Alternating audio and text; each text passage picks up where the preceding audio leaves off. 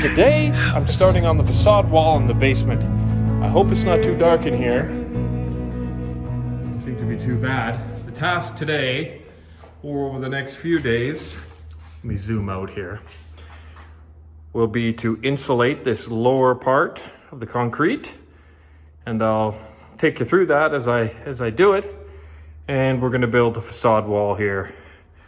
Eventually this will be insulated with traditional insulation and polyed, acoustic sealant. And the goal is to get the electrical panel installed here.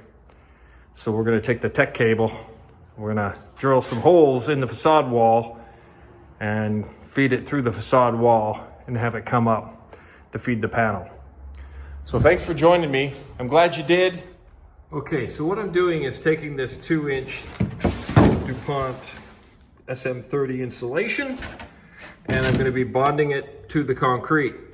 But first I'm going to take a concrete grinder and grind all these discrepancies off of the concrete where the molds, the pour panels, let a little bit of concrete through. You can see little places like this. Now apparently if this doesn't seal perfectly with the wall, you lose a tremendous amount of efficiency in your insulation. So the goal is to get all this off, get it nice and flat, and adhere these on there. So here we go.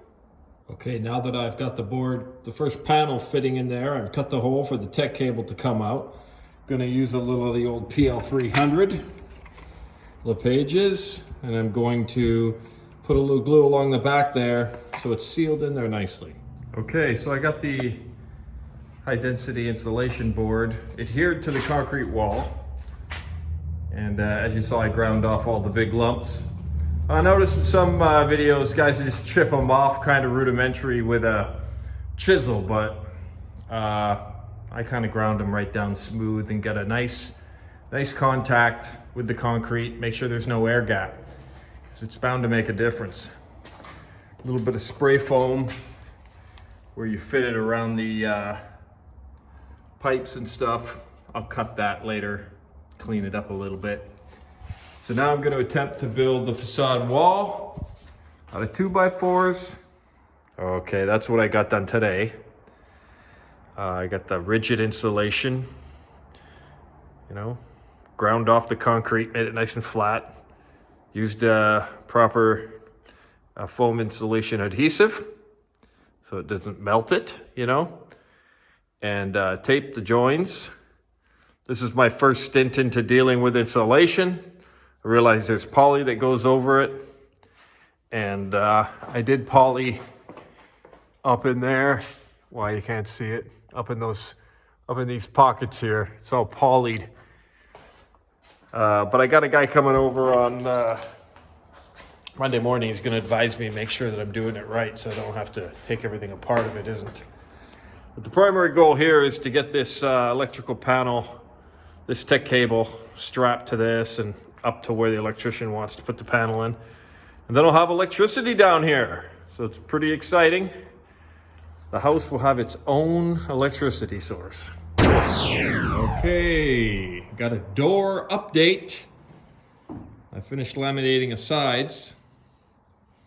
Got the 3/4 inch plywood core, just over 2.5 inches thick, alternating red oak and maple.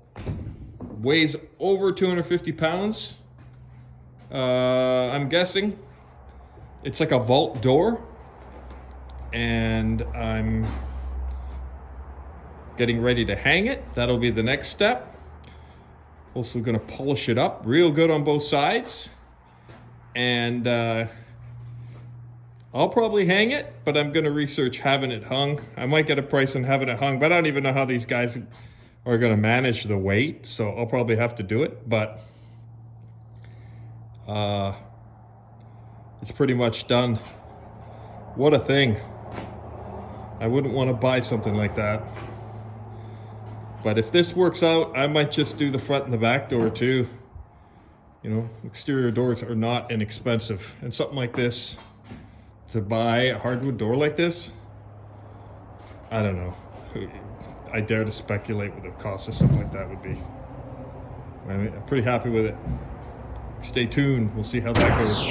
Okay everybody, it's finally time for me to address these hurricane, earthquake / fastener anchor deals. They're called HDU8, this particular model. There's several sizes. There's the other two sizes that I'm going to be using are HDU5 and HDU4. They're lag bolted to this. A 1-inch hole gets drilled into the concrete foundation, 6 inches. Then you take a piece of ready rod and you put it down and epoxy it. Finger tight the bolt nut, rather.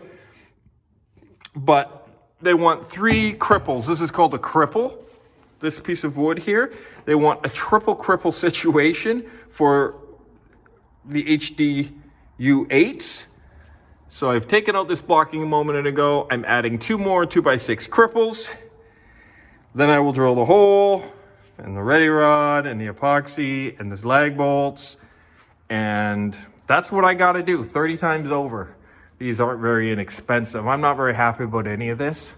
Quite frankly, if there's an earthquake, you know, it might be big enough that it ain't gonna make a difference. Or, I mean, I'm not an engineer, so I don't know, but this is what I gotta do. And it's gonna take a while. It's gonna take a long time. Anyway, here I go with it. Let's see how it works out. Those are the 2 cripples, so that you know what I mean. I mean, look how crazy that is. That's so thick, eh? More wood, more time. I mean, I'm not a complainer. I don't think complaining really helps anything, but sometimes in life we have to do stuff that doesn't really make sense, and it's a bit irritating, but you know, you just gotta do what you gotta do. So those are the 3 cripples that I was telling you about. And now I got to do some drilling. You know, I'll show you what that's like.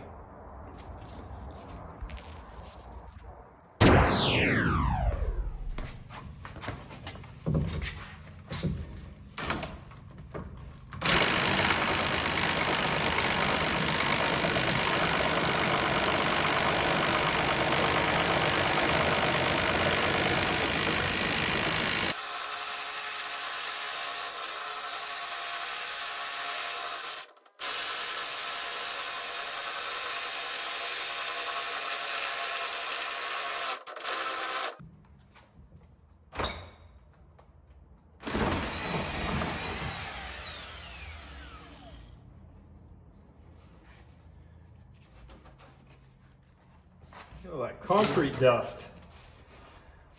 Well, unbelievable. They want it 6 inches into the concrete. A 6-inch hole, 6 inches down. This thing is basically 6 inches. So I have to get it to about there over the sill plate. Starting to really rattle around.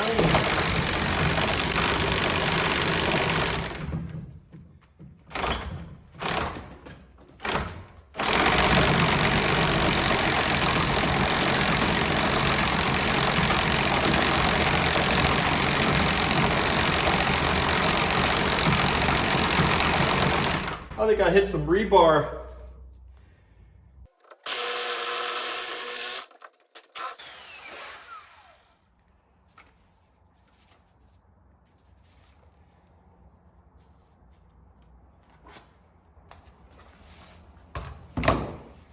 Okay, so they want 6 inches into the concrete. At 7 and just shy 7 1/4 inches. This is 1.5 inches thick. So really, theoretically, this is 5.5 inches down into here. I'll try going a little bit more. What a deal. Okay, so I got the hole drilled. I got it kind of temporarily screwed there to hold it in place. And now I'm starting with the first lag bolt. There's not enough room to use a power drill. So this is all I have that I can use. There's 20 lag bolts and 30 anchors. So I'll be doing this 600 times. So I figure it's going to be at least a month to install these. But this is what they want, and this is what I have to do.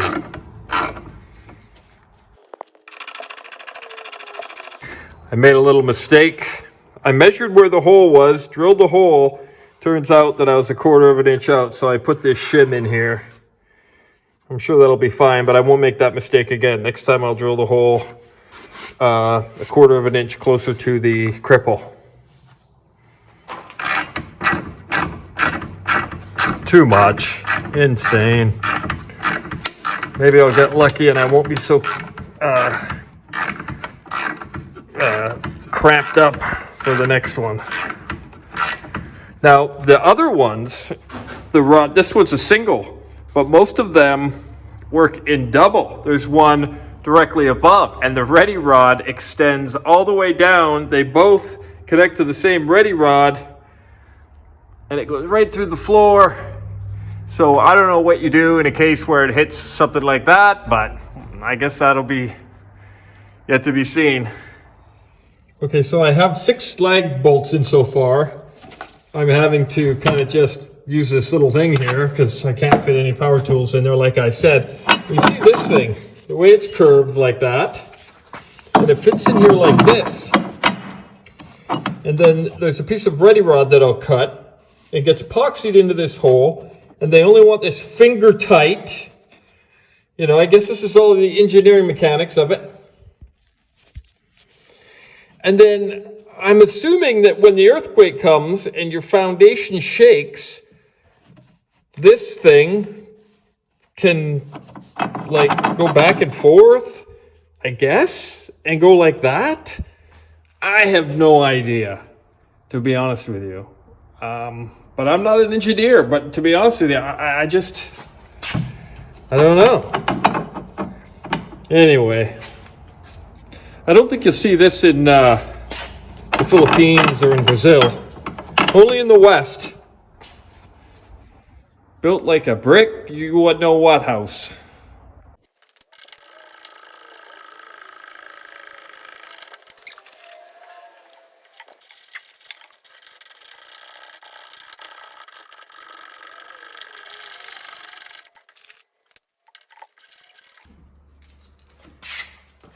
I wonder if there's ever been an earthquake somewhere where they actually were able to kind of determine whether these things worked or not.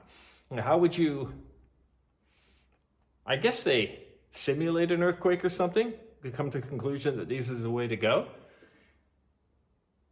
I mean, you could be waiting 100 years for it to happen. Who knows?